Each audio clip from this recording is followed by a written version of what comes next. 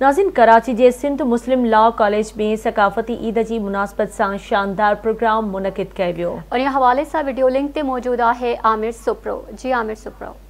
नाज़रीन, आवाज़ टीवी समेत 4 डिसंबर ते जेको सकाफ़ती ॾियारो मल्हायो वियो, उन खां पोइ बि जेको सकाफ़ती ॾियारो मल्हाइण जो सिलसिलो आहे उहो जारी आहे। असीं हिन महिल मौजूदु आहियूं सिंध मुस्लिम लॉ कॉलेज में, जिथे शागिर्दनि ऐं उस्तादनि पारां सकाफ़ती ॾियारो मल्हायो पियो वञे। अचो त पाण ॻाल्हि ॿोल कयो हिते मौजूदु अॻवाननि सां, त हू हिन ॾींहं खे कीअं था ॾिसनि। सो ॻाल्हि इहा आहे, ही तहज़ीब आहे, सकाफ़त आहे सिंध जी जेका आहे सा हिन जी तहज़ीब ऐं सकाफ़त खे यादि करण सां माण्हू पंहिंजूं जेके यादगिरियूं आहिनि ऐं पंहिंजूं तहज़ीब ऐं सकाफ़त जेकॾहिं माण्हू पंहिंजी यादि रखे थो, उनखे दोहिराए थो, त पूरे जेको आहे दुनिया में तव्हांजो मैसेज वञे थो त हीअ ज़िंदह क़ौम आहे ऐं ज़िंदह क़ौम रहण जी सूरत में हिननि खे पंहिंजी तहज़ीब ऐं सकाफ़त सां प्यार आहे, जंहिंजे करे तव्हांखे जेके दुनिया में ॿियूं क़ौमूं आहिनि उहे बि सुठे अल्फाज़नि में सुठे उन्हनि सां तव्हांखे यादि कंदियूं आहिनि। फ़ख्रु आहे त असां सिंधी थियण ते फ़ख्रु आहे। असां एसएम लॉ कॉलेज में सिंधी सकाफ़त जो ॾियारो मल्हाए रहिया आहियूं। त जीअं सिंध पाकिस्तान ज़िंदाबाद। असां मोहब्बत क़ाइमु करणु चाहियूं था, तालीम ॾियणु चाहियूं था,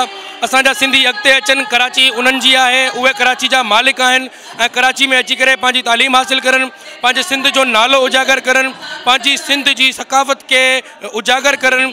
ऐं असांजा जेके इहो मेन मोटिव इहो आहे असांजी सॼी संगत जो, असांजे सॼी सिंधियुनि जो, असांजे वॾनि जो, असांजे पीढ़ी खां वठी इहो ई रहियो आहे त असां पंहिंजे सिंध जी सकाफ़त खे उजागर कयूं। असां जेको बुनियादी एम ऐं मक़सदु ऐं मोटिव जेको इहो आहे त असां तालीम खे जेको आम कयूं, तालीम पिरायूं ऐं असांजा जेके पोइते कल्चर, जेके पोइते असांजा माण्हू आहिनि उन्हनि खे असां अॻिते प्रेस ते आणियूं। आज सिंधी कल्चर कॉलेज में मनायो है, जंहिंमें असां ॾेखारियूं था त असांजी नौजवान नस्ल के सिंधी कल्चर सां केॾी प्यार आहे, केॾी मोहब्बत आहे।